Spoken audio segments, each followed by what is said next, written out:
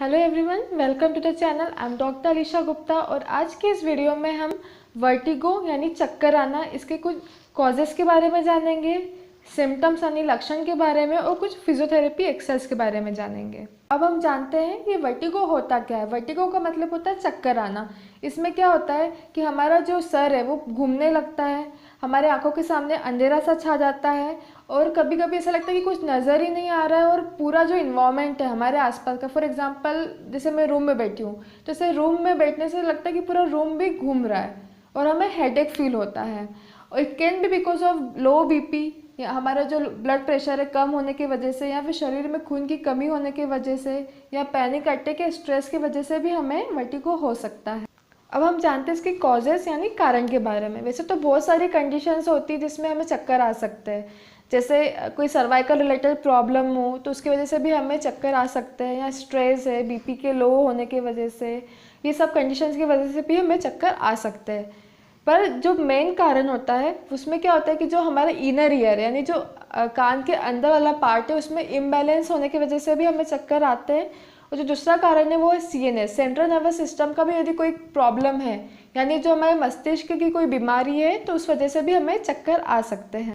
कुछ common conditions है, for example जैसे मीनियर्स डिसीज़ में हमें मीनियर डिसीज़ की वजह से हमें वर्टिगो हो सकता है, या फिर वेस्टिबुलर न्यूराइटिस की वजह से, या बीपीपीवी की वजह से।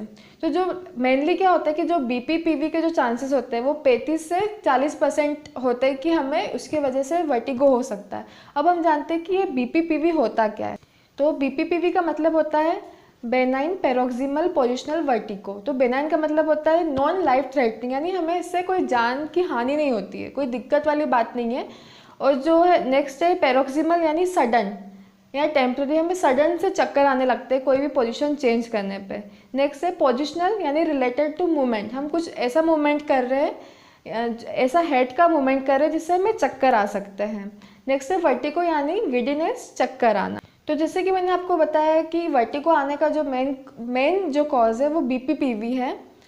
तो बीपीपीवी में क्या होता है, आमतौर पर हमें चक्कर आने लगते हैं जब हम पोजीशन चेंज करते हैं, जैसे बैठ के खड़े होना, या फिर लेटे हैं और एकदम से हम खड़े हो रहे हैं, या फिर नहाते वक्त जैसे हम स्टूल पर बैठे और एकदम खड़े हो रहे हैं, या फिर झुक के ऐसा कुछ काम कर रहे हैं जिसमें हमें चक्कर आ सकते हैं।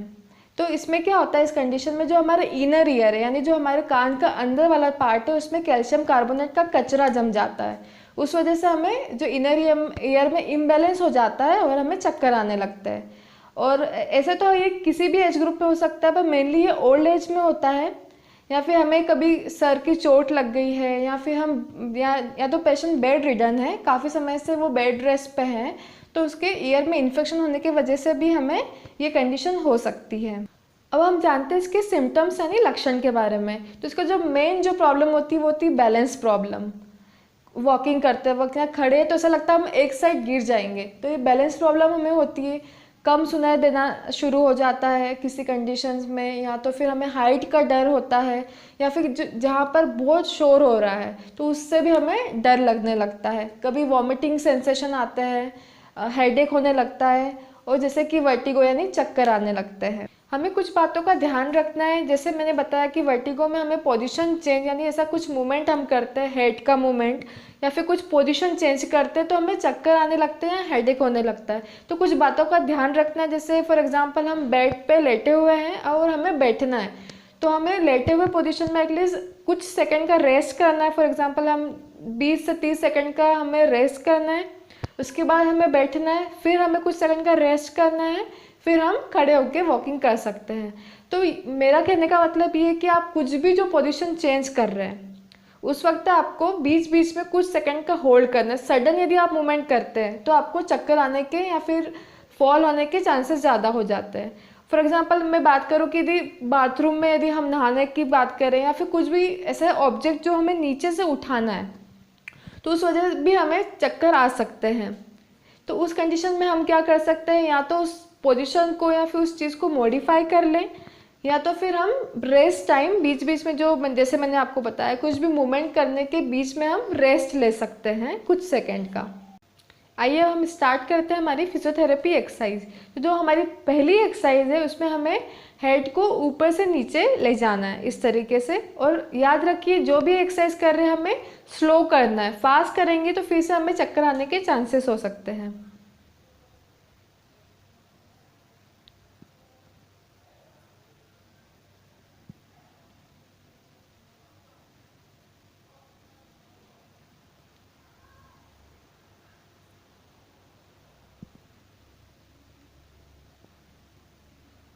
इस तरीके से अप एंड डाउन हमें 10 टाइम करना है। नेक्स्ट जो एक्सरसाइज है उसमें हमें टर्निंग करने हैं।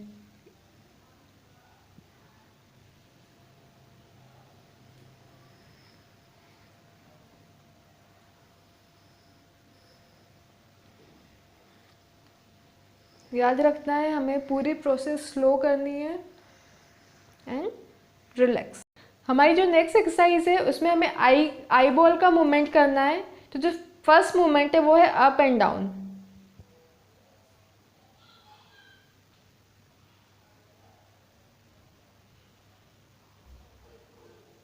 And relax. नेक्स्ट जो है उसे साइड टू साइड मूव करना है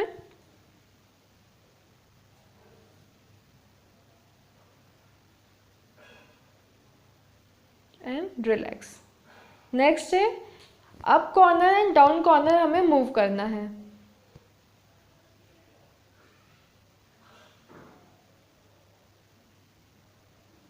नेक्स्ट इस साइड से करेंगे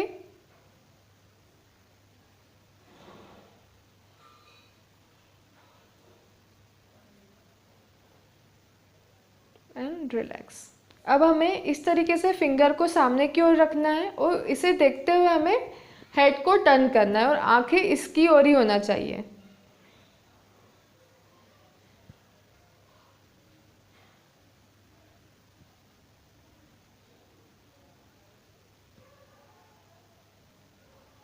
एंड रिलैक्स। सेम इसी तरह से हमें फिंगर को प्लेस करना है फ्रंट में और आगे और पीछे हेड को मूव करना है स्लोली।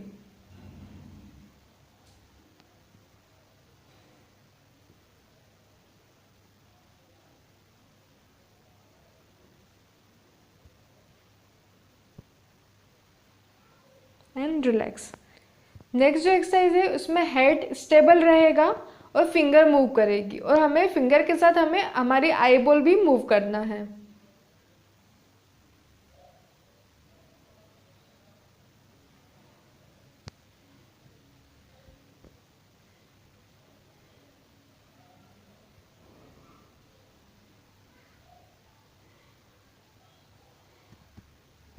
And relax. नेक्स्ट जो एक्सरसाइज है हमें इस तरीके से बैठना है। फॉर एग्जाम्पल मुझे इस साइड लेटना है तो मेरा जो हेड रहेगा वो अपोजिट साइड में मुझे इस तरीके से टर्न करना है।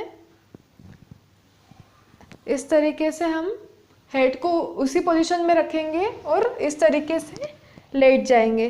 ध्यान रखना है कि जो हमारा हेड है वो 45 डिग्री में इस तरीके से हमें रखना है फॉर 30 सेकेंड। इस पोजीशन को हम होल्ड करके रखेंगे। उसके बाद स्लोली हमें ऊपर उठना है।